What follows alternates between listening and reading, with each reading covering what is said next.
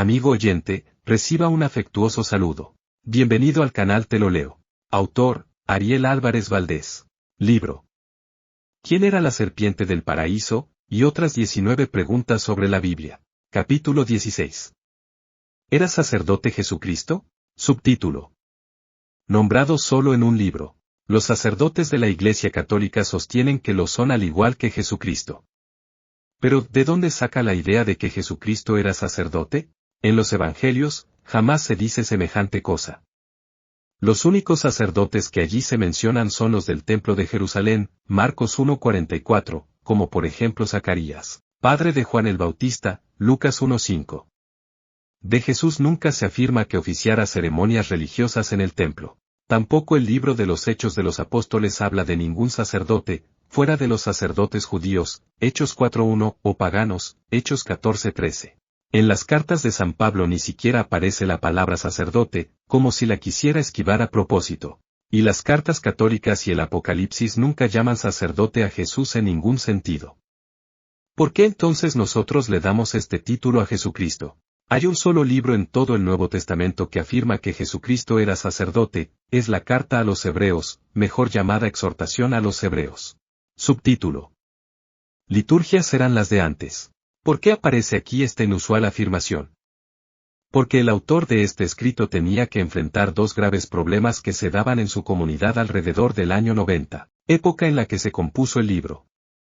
En primer lugar, sus destinatarios estaban desilusionados por la austeridad y la sencillez de la liturgia cristiana. Para entender esto, tengamos presente que los primeros cristianos eran todos judíos convertidos. Y los judíos estaban acostumbrados a las espléndidas y vistosas celebraciones del Templo de Jerusalén. Basta pensar en las imponentes reuniones que celebraban con decenas de sacerdotes y levitas, que oficiaban acompañados de cantos, música estruendosa y ornamentos, y en los rituales impactantes que practicaban, como los animales desangrados, las carnes quemadas, las nubes de incienso y las múltiples purificaciones con agua. Sobre todo resultaban majestuosas las peregrinaciones nacionales que se hacían para las grandes fiestas, a las que asistían multitudes de campesinos con su espontaneidad, su entusiasmo y sus cantos. Subtítulo. Un culto aburrido. El cristianismo, en cambio, había eliminado todo esto. En primer lugar, no obligaba a la gente a asistir a ningún templo. Jesús mismo le había dicho a una mujer samaritana que a Dios no se lo encuentra en el templo, sino en el corazón del hombre, Juan 4:21-23. Tampoco insistía en que las ceremonias de sacrificios de animales fueran agradables a Dios. Al contrario, ponía el acento en vivir como hermanos, ayudándose mutuamente y sirviendo a los demás. El culto y el sacrificio cristiano consistían casi exclusivamente en la fe y el amor fraterno, la entrega a Dios y el amor al prójimo.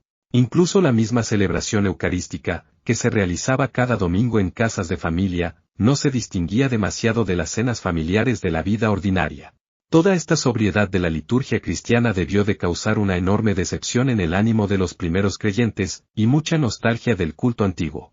Frente al espíritu religioso judío, amante del Fausto, la pompa y las ceremonias, el cristianismo aparecía como una fe sin culto, empobrecida y desconcertante.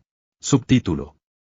Los personajes de último momento. El segundo problema que debía enfrentar el autor de la exhortación a los hebreos era el de los rumores que circulaban acerca de que Jesús no podía ser el verdadero Mesías porque no era sacerdote. En efecto, los judíos de la época de Jesús esperaban la aparición de tres grandes personajes prometidos por Dios para el final de los tiempos, un sacerdote, un profeta y un rey. La aparición de un futuro profeta lo anunciaba el libro del Deuteronomio, cuando Dios le dice a Moisés, suscitaré un profeta como tú de entre tus hermanos. Deuteronomio 18:18. En realidad estas palabras prometían que nunca faltarían profetas en el pueblo de Israel, pero poco a poco las esperanzas populares se habían ilusionado con la aparición de un gran profeta semejante a Moisés para el final de los tiempos, y así lo esperaron. La promesa de un futuro rey estaba en el segundo libro de Samuel, donde Dios le dice a David, cuando tú mueras yo pondré un descendiente tuyo y mantendré tu trono para siempre. Segunda de Samuel 7:12. Esto había creado la expectativa entre los judíos de un poderoso rey enviado por Dios a su pueblo. Finalmente la promesa de un futuro sacerdote para los últimos tiempos se la había hecho Dios al sacerdote Elí, mandaré un sacerdote fiel, que actúe según mi voluntad. Primera de Samuel 2:35. Subtítulo. Jesús, un laico. Ahora bien, cuando apareció Jesús, comenzaron a descubrirse en él las diversas características que se esperaban de un enviado divino. Fue reconocido como profeta, Marcos 9:8, gran profeta, Lucas 7:16, e incluso el profeta, Juan 6:14. También fue reconocido como rey, Mateo 21:9, el rey que viene en nombre del Señor, Lucas 19:38, el rey de Israel, Juan 12:13. Pero jamás nadie durante su vida lo reconoció como sacerdote ni le descubrió vinculación alguna con los ministros del templo. Y esto por la sencilla razón de que para ser sacerdote había que pertenecer a la tribu de Leví, y Jesús pertenecía a la tribu de Judá. Por lo tanto, nunca podría haber sido aceptado como sacerdote. Para su pueblo, Jesús era un laico. Por eso los apóstoles nunca predicaron sobre el sacerdocio de Cristo. El propio San Pedro reconoce en Jesús al profeta prometido, Hechos 3:22, al rey esperado, Hechos 2:36, pero no al sacerdote anunciado.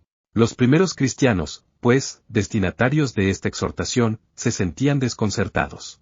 ¿A dónde habían ido a parar el sacerdocio, los ritos, los sacrificios, el culto del Antiguo Testamento, que durante siglos habían ocupado un puesto central en la espiritualidad de Israel? ¿Podían desaparecer así de un plumazo? ¿En el cristianismo no tenían ya lugar alguno, ni sentido? Se requería una mente poderosa, que dominara las antiguas instituciones y conociera profundamente la persona de Cristo, para poder resolver semejante dilema teológico que perturbaba a los judíos que querían pasarse al cristianismo. Y fue así como alrededor del año 90 apareció en la ciudad de Roma una figura, de vasta cultura y notable manejo de la lengua griega, que después de analizar cuidadosamente el problema descubrió la solución. Este autor, que para nosotros permanece anónimo, compuso una obra llamada actualmente La Exhortación a los Hebreos, y que constituye el escrito más fino, mejor construido y más elegante de todo el Nuevo Testamento. Subtítulo: El juramento de Dios. El núcleo de sus enseñanzas está en los capítulos 7 al 10 de la Exhortación. Allí el autor empieza diciendo que Jesucristo sí era sacerdote. Pero ¿cómo podía serlo si no pertenecía a la tribu de Leví? Ahí está la clave. El autor afirma que Jesús pertenecía a un sacerdocio distinto de los levitas, a un orden distinto, al orden de Melquisedec. Esta respuesta la descubrió leyendo un salmo que decía, Dios lo ha jurado y no se retractará, tú eres sacerdote para siempre, según el orden de Melquisedec, Salmo 110:4. Para nuestro autor, este antiguo salmo profetizaba la aparición en el futuro de un nuevo orden de sacerdotes que reemplazaría a los levitas. Pues si Dios hubiera querido que el sacerdocio de los levitas fuera definitivo, ¿qué necesidad tenía de anunciar la aparición de uno nuevo según el orden de Melquisedec? Por lo tanto, el sacerdocio de los levitas, es decir, del Antiguo Testamento, con sus reglas, sus leyes y sus ritos, no iba a poder seguir existiendo después del surgimiento de este nuevo sacerdocio. ¿Y qué era el sacerdocio según el orden de Melquisedec? Para explicarlo, el autor recurre al libro del Génesis. Allí se cuenta que Melquisedec era un sacerdote de Jerusalén y que un día, al pasar Abraham cerca de la ciudad, aquel sacerdote le salió al encuentro y lo bendijo, Génesis 14:17 al 20. Subtítulo: Un extraño sacerdote. Este sacerdote Melquisedec, continúa razonando el autor, aparece como un personaje extraño. Ante todo, no se dice quién era su padre, ni su madre, ni sus antepasados. Normalmente la Biblia menciona la genealogía de los ministros del culto, para demostrar que pertenecían al puro linaje de Leví. Pero el hecho de que no constaran los orígenes familiares de Melquisedec, indicaba que su sacerdocio no era levita. Tampoco se cuenta el nacimiento ni la muerte de Melquisedec. Y esto, dice el autor, no puede significar más que una cosa, que Melquisedec no ha muerto, que vive para siempre, que es eterno como sacerdote. ¿Y quién es?, se pregunta el autor, el único que puede ser sacerdote como Melquisedec. ¿Quién es el único que reúne las dos características mencionadas, ausencia de genealogía humana y ausencia de límites temporales?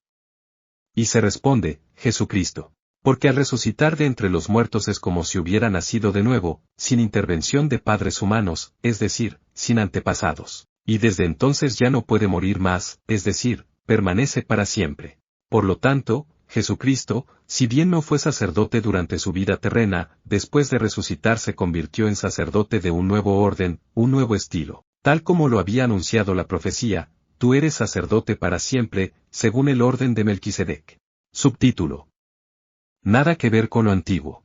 El autor de la exhortación a los hebreos, con su genial argumentación, pasa luego a demostrar la superioridad del sacerdocio de Cristo sobre el sacerdocio de los levitas mediante una serie de comparaciones. Los sacerdotes levitas eran figuras pasajeras, transitorias, porque la muerte les impedía perdurar, por eso forzosamente tenían que ser muchos. De hecho, en tiempos de Jesús había más de 8.000 sacerdotes que oficiaban en el templo de Jerusalén por turnos. En cambio, Jesucristo, como sacerdote, no muere nunca más. Permanece para siempre. Es eterno. Por eso su sacerdocio es único. Los sacerdotes levitas antes de ofrecer sacrificios por los pecados de la gente tenían que ofrecer sacrificios por sus propios pecados, porque eran hombres con defectos y errores. En cambio, Jesucristo no necesita ofrecer sacrificios a Dios por sus propios pecados, porque Él es absolutamente puro, santo, sin defecto. Los sacerdotes levitas ofrecían a Dios sacrificios de animales todos los días. Esa reiteración mostraba que aquellos sacrificios eran poco eficaces y no servían para perdonar pecados. En cambio, Jesucristo con un solo sacrificio, el de su persona entregada en la cruz por amor, obtuvo el perdón de todos los pecados, y ya no hacen falta más sacrificios. Los sacerdotes levitas oficiaban el culto en un templo terreno, construido por manos humanas. En cambio, Jesucristo, para ofrecer su sacrificio entró en el templo del cielo, es decir, en el santuario eterno, donde habita Dios. Y mientras los levitas entraban en el templo muchas veces, Jesús entró una sola vez y para siempre. Finalmente los sacerdotes antiguos empleaban la sangre de toros, ovejas y cabras, es decir, sangre ajena, para realizar sus ofrendas. En cambio, Jesucristo le ofreció a Dios su propia sangre, pura y sin mancha, para purificar a toda la humanidad y devolverle la santidad perdida. Subtítulo: La triple barrera. Con su estilo brillante y admirable, el autor de la exhortación a los hebreos demuestra que Jesucristo no solo se convirtió en sacerdote al resucitar, sino que dio origen a un sacerdocio superior y más abarcador que el de los judíos. ¿Por qué? Porque el sacerdocio judío provocaba una triple división con el resto de la gente. 1. El sacerdote judío pertenecía a una casta social selecta, exclusiva, la tribu de Leví. Solo ellos podían ser sacerdotes. 2. El sacerdote judío recibía una consagración especial de Dios, que el resto de la gente no podía recibir. Esto se indicaba mediante rituales minuciosos, vestidos especiales y adornos de piedras preciosas. 3. El sacerdote judío estaba más de parte de Dios que de los hombres. Se ocupaba más del culto y de los derechos de Dios, que de la gente. Por eso, cuando alguien ofendía a Dios no se dudaba en invocar tremendos castigos e incluso la muerte sobre los pecadores. Jesucristo, en cambio, con su nuevo sacerdocio, derribó esta triple división. 1. Al no nacer de la tribu de Leví, abolió la exclusividad y abrió el sacerdocio a todos los hombres. Todos los bautizados, pues, participan del sacerdocio común de Cristo. 2. Al no ser ordenado sacerdote con un rito especial, sino que llegó a serlo por cumplir fielmente la voluntad de Dios, mostró que todos los cristianos, cuando practican el amor al prójimo y obedecen al Padre que está en el cielo, son sacerdotes igual que Él. 3. Al ponerse de parte de la gente, sentarse a comer con ladrones y prostitutas, juntarse con pecadores, y no condenar nunca a los que vivían equivocadamente, mostró que este sacerdocio no servía para salvar los derechos de Dios, sino para salvar la vida de los hombres. Subtítulo: Hombres por animales. El sacerdocio de Cristo, por lo tanto, es diferente al de los levitas del Antiguo Testamento. Este tenía por misión sacrificar animales para Dios, ofrecerle su sangre, que por ser el símbolo de la vida era una manera de entregar a Dios la vida, de reconocerlo como dueño. Pero todo esto no era más que un símbolo imperfecto, una sombra de otro sacerdocio que Dios estaba preparando para más adelante, el sacerdocio de Cristo. Actualmente todos los cristianos participan de este nuevo sacerdocio, que se llama el sacerdocio común de los fieles. Y ya no consiste en ofrecerle a Dios la vida de los animales, ni la sangre, sino la vida de uno mismo. Cada uno es sacerdote de su propia vida, de su propia existencia, y libremente se la debe ofrecer a Dios, viviendo de acuerdo con su voluntad. Esta es la forma de practicar el nuevo sacerdocio, para que la humanidad entera se llene un día de Dios, de su justicia y su paz. Cosa que no se podía lograr con la sangre de animales.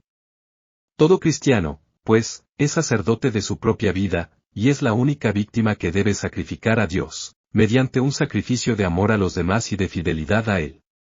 Esta fue la genial intuición del autor de la exhortación a los hebreos. Subtítulo: Sacerdocio para todos. Aunque no lo sepan, todos los cristianos por el hecho de ser bautizados son sacerdotes. Después, y para organizar mejor las tareas en la iglesia, unos pueden hacerse ministros, o presbíteros, y otros trabajar más directamente en el mundo, como laicos, pero todos son sacerdotes de Jesucristo y participan de su sacerdocio. La misión de este nuevo sacerdocio ya no es encerrarse en ningún templo en determinadas fiestas y practicar ciertos ritos, sino transformar la tierra, la sociedad, la historia de todos los días, con su alegría y sus dolores, sus gozos y sus tragedias, sus proyectos y desvelos, y encaminarlo según Dios. Inyectar en el mundo una nueva vida, hecha de fraternidad, de solidaridad, de amor. En una palabra, consagrar la humanidad para Dios. Si todos los cristianos ejercieran su sacerdocio, el que descubrió el autor de la exhortación a los hebreos, viviendo su vida con fe y en servicio a los demás, tal como Jesús ejerció su sacerdocio, estarían practicando el culto verdaderamente agradable a Dios, y construyendo un mundo mejor sobre la faz de la tierra.